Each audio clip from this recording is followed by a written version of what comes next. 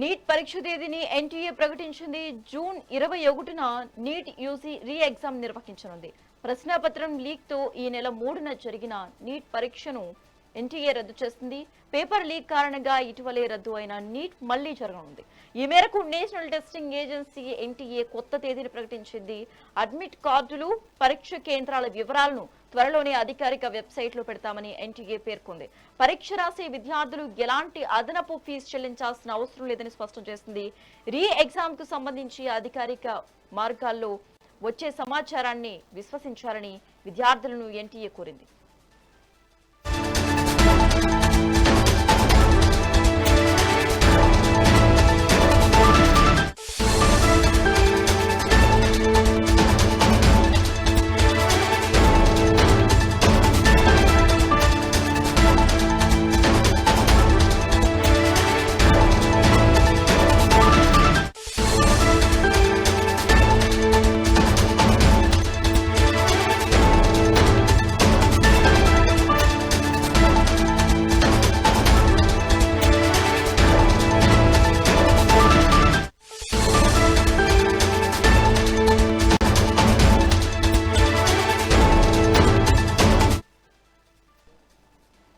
Neat పరీక్ష తేదీని NTA ప్రకటించింది.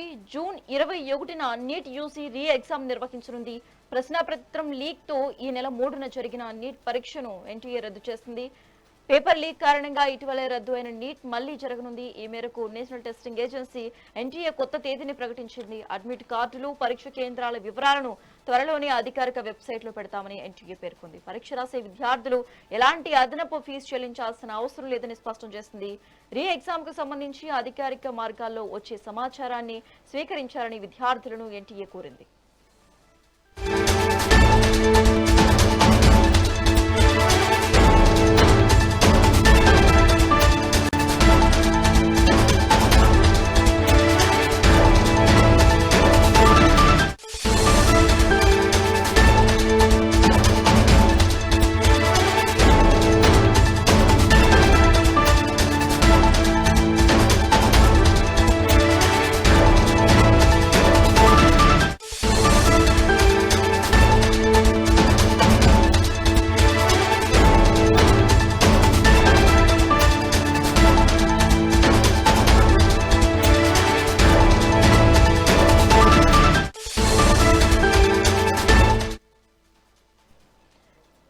నీట్ పరీక్ష తేదీని ఎన్టీఏ ప్రకటించింది. జూన్ 21న నీట్ యూజీ రీ ఎగ్జామ్ నిర్వహించనుంది. ప్రశ్నాపత్రం లీక్ తో ఈ నెల 3న జరిగిన నీట్ పరీక్షను ఎన్టీఏ రద్దు చేస్తుంది. పేపర్ లీక్ కారణంగా ఇటీవలే రద్దు అయిన నీట్ మళ్లీ జరగనుంది. ఈ మేరకు నేషనల్ టెస్టింగ్ ఏజెన్సీ ఎన్టీఏ కొత్త తేదీని ప్రకటించింది. అడ్మిట్ కార్డులు, పరీక్ష కేంద్రాల వివరాలను త్వరలోనే అధికారిక వెబ్సైట్ లో పెడతామని ఎన్టీఏ పేర్కొంది. పరీక్ష రాసే విద్యార్థులు ఎలాంటి అదనపు ఫీజు చెల్లించాల్సిన అవసరం లేదని స్పష్టం చేసింది. రీ ఎగ్జామ్ కు సంబంధించి అధికారిక మార్గాల్లో వచ్చే సమాచారాన్ని విశ్వసించాలని విద్యార్థులను ఎన్టీఏ కోరింది.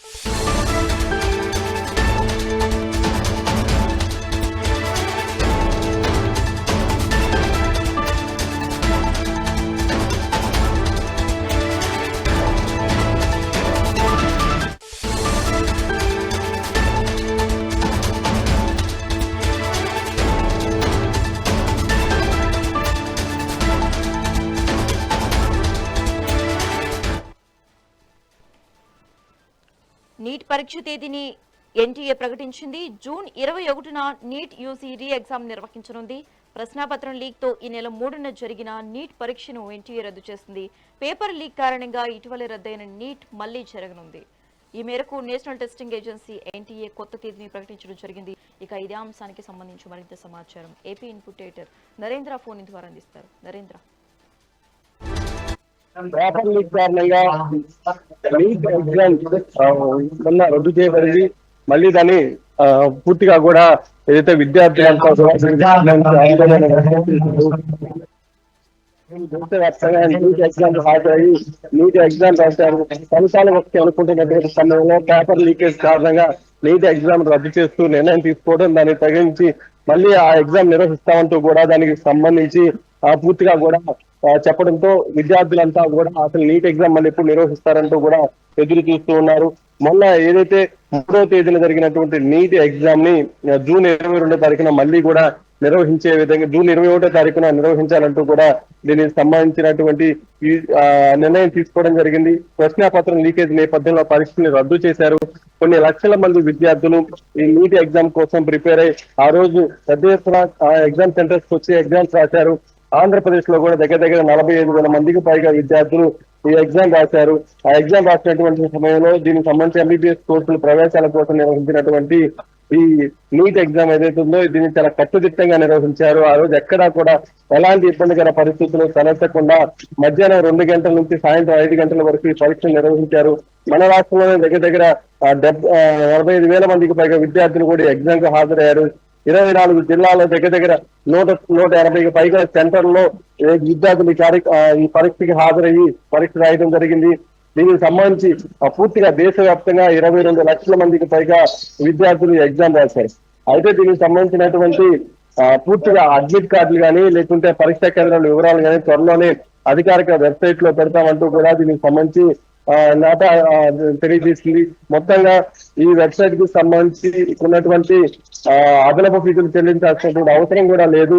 పూర్తిగా రీ ఎగ్జామ్ కి సంబంధించి అది పూర్తిగా ఉన్నటువంటి సమాచారాన్ని కూడా తెలియజేస్తామంటూ కూడా దానికి సంబంధించినటువంటి సమస్య పెట్టుకుని మొత్తంగా నీట్ ఎగ్జామ్ పేపర్ లీకేజ్ అనేది పెద్ద ఎత్తున కొన్ని లక్షల మంది విద్యార్థుల జీవితాలకు సంబంధించినటువంటి విషయం కాబట్టి దీనిపై కేంద్రం కూడా చాలా సీరియస్ గా తీసుకుని మొత్తంగా ఈ ఎగ్జామ్ ని జూన్ 21వ తారీఖున నిర్వహించబోతూ ఉన్నారు.